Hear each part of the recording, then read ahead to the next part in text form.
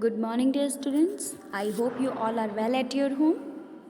As you all know that today is your Hindi class.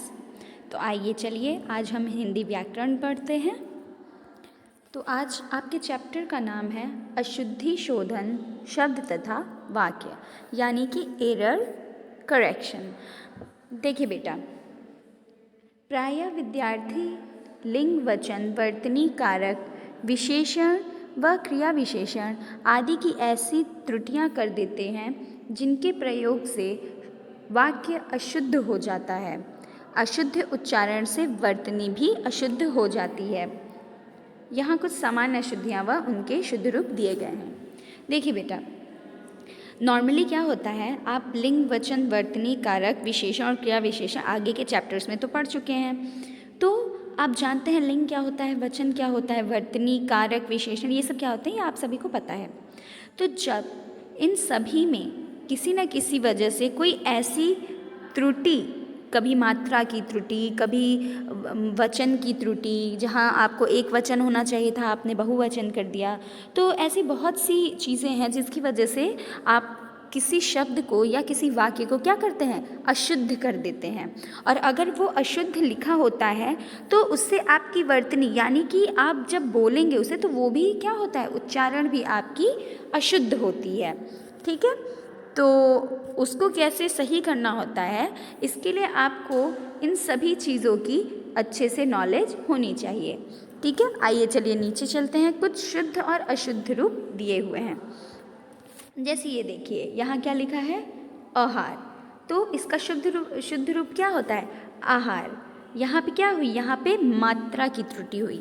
जहाँ पे आपको आ की मात्रा होनी चाहिए वहाँ पे आपने अ लगा दिया. ठीक है, फिर क्या होता है, आधीन. आधीन नहीं होती है, क्या होता है, अधीन होता है. यहाँ है व्यवसायिक. व्यवसायिक नहीं होती, व्यावसायिक होती है. ठीक है, साप्ताहिक. साप्ताहिक नहीं होता, साप्ताहिक होता है. हानि. यहाँ देखिए, यहाँ पे बड़ी ई की मात्रा लगा दी गई, जबकि शुद्ध रूप क्या होता है, छोटी ई की मात्रा होती है हानि पे. ठीक है, और वही त्रुटि यहाँ भी की गई है.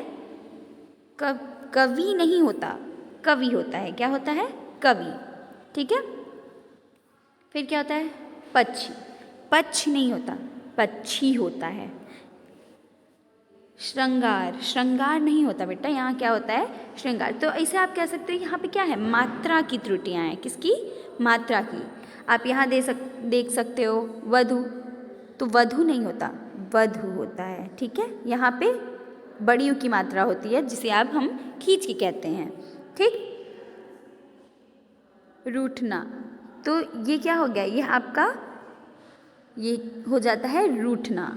ठीक है, फिर आता है गुरु. गुरु, तो यहाँ क्या हो जाता है, गुरु. आप देख सकते हो हिंदू. हिंदू नहीं होता, हिंदू. बाड़ी. बाड़ी नहीं होती, यहाँ पे क्या होता है, वाणी. यहाँ आप देख सकते हो, यहाँ व्यंजन की त्रुटि हो गई. यहाँ पे इसने क्या किया, ब लगा दिया, जबकि ब की जगह व होना चाहिए. ठीक, फिर आप देखो इष्ट. इष्ट नहीं होता, इष्ट होता है. तो यहाँ भी किसकी, व्यंजन की त्रुटि हुई.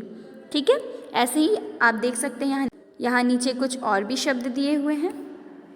अब आइए आते हैं शुद्ध वाक्य रचना. यहाँ अभी तक हमने किसको पढ़ा, अभी हमने शब्दों को पढ़ा. अब हम किसको पढ़ेंगे, वाक्यों को पढ़ेंगे. जैसे परसों मंगलवार होगी, तो होगी यहाँ पे किसका, आप देख सकते हो यहाँ पे किसका, मंगलवार. आप सभी को पता है कि उसके लिए क्या, परसों मंगलवार होगा. ठीक है, होगी नहीं होगा, होगा होगा. उनके माताजी दिल्ली में हैं. तो यहाँ पे आप देख सकते हैं, यहाँ पे उनके नहीं होगा, यहाँ पे क्या होगा, उनकी माताजी. ठीक है, ये आप देख सकते हैं, ये यहाँ पे गलत दिया हुआ है. उसने गोलगप्पे खाने हैं, तो यहाँ उसने की जगह क्या हो जाएगा, उसे गोलगप्पे खाने हैं. ठीक, तेरे को श्याम ने बुलाया है, तो यहाँ आप क्या देख रहे हैं, तुझे श्याम ने बुलाया है. आप तुझे की जगह तुम्हें भी लिख सकते हैं. ठीक, तुम्हें श्याम ने बुलाया है. ठीक है बेटा, यहाँ आप देख सकते हैं कुछ और भी वाक्य दिए हुए हैं, जैसे दीवार पर नहीं लिखो। तो आप अपने डे टू डे लाइफ में बोले जाने वाले शब्दों से भी इसकी तुलना आप कर सकते हैं कि जैसे हम लोग अक्सर बोलते हैं दीवार पर मत लिखो, ठीक है। तो आप इससे भी ये पहचान सकते हैं कि वाक्य में शुद्धि है या अशुद्धि, ठीक है। प्याज काटने से आंसू निकल गया, ठीक, तो प्याज काटने से आंसू निकल गए, ठीक। चीनू बस पर बैठा है, तो ये बस पर की जगह क्या हो जाएगा, चीनू बस में बैठा है, ठीक, क्योंकि हम लोग बस में बैठते हैं ना कि बस पर, ठीक है। सोनू मोनू व मीना पढ़ती हैं, सोनू मोनू व मीना पढ़ते हैं। क्यों? क्योंकि आप देख सकते हैं यहाँ सोनू मोनू मीना तीनों हैं, जिसमें से 2 पुल्लिंग हैं और एक क्या है, स्त्रीलिंग। तो सिर्फ एक के चलते तो यहाँ पढ़ती शब्द नहीं लगेगा, यहाँ पे बाकी 2 को भी लेके चलना है। तो क्या हो गया, ये एक तरीके से बहुवचन हो गए, सोनू मोनू व मीना, ठीक है। तो बहुवचन में आप देखेंगे पढ़ते हैं, ठीक, ये लगा होता है। आप देख सकते हैं नीचे यहाँ कुछ और हैं, तो इनको आप पढ़ लीजिएगा। अब आते हैं अभ्यास पे, ठीक है। रेखा खींचकर शुद्ध शब्द से मिलान करिए। इधर आप देख सकते हैं, इधर अशुद्ध शब्द दिए गए हैं और इधर उनके शुद्ध रूप दिए गए हैं। मैंने इनको मैच करा दिया है, आप इनको क्या करेंगे, आप इनको याद करेंगे, ठीक है। अब आइए हम चलते हैं अगले प्रश्न पे। निम्नलिखित वाक्यों को शुद्ध करके पुनः लिखिए, ठीक है। नीचे अशुद्ध शब्द वाक्य लिखे गए हैं, आपको उसे शुद्ध करके लिखना है। जैसे वह सोमवार के दिन आएगा, ठीक है। तो वो सोमवार के दिन नहीं, सोमवार तो खुद ही एक दिन है, तो यहाँ क्या हो जाएगा, वह सोमवार को आएगा, ठीक। मैं तेरे को नहीं जानता, तो यहाँ तेरे को की जगह तुम्हें हो जाएगा, मैं तुम्हें नहीं जानता, ठीक। फिर क्या होगा, मैं मेरा काम करता हूँ, तो मैं मेरा नहीं होगा, मैं अपना काम करता हूँ, ठीक है, मतलब खुद का। फिर क्या होगा, आप कहो, तो यहाँ आप कहो नहीं, आप कहिए हो जाएगा, ठीक। वह कान से बहरा है, तो आप यहाँ 2 शब्द शुद्ध करके लिख सकते हैं, वह कान का बहरा है या वह बहरा है, दोनों ही अपने आप में सही है, ठीक है। फिर आते हैं उसका प्राण निकल गया, ठीक, उसका प्राण निकल गया, तो उसका नहीं हो गया, उसके प्राण निकल गए, ठीक है बेटा।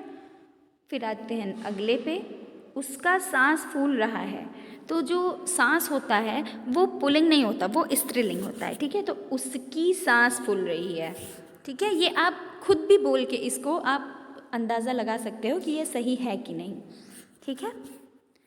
दीवार पर नहीं लिखो, तो दीवार पर नहीं लिखो नहीं, दीवार पर मत लिखो, इस नहीं की जगह क्या हो जाएगा, मत हो जाएगा, ठीक। ऐसे ही उसके माता जी दिल्ली में हैं, तो उसके नहीं, माता जी तो स्त्रीलिंग है, तो उसके लिए क्या हो जाएगा, उसकी माता जी दिल्ली में हैं, ठीक है। उसने रसगुल्ले खाने हैं, तो उसने नहीं होगा, उसे रसगुल्ले खाने हैं, ठीक है बेटा। इस तरीके से आपका ये अध्याय पूरा हुआ। अगर आपको इस पाठ से संबंधित कोई भी डाउट हो तो आप मुझसे पूछ सकते हैं। ओके बेटा, थैंक यू सो मच।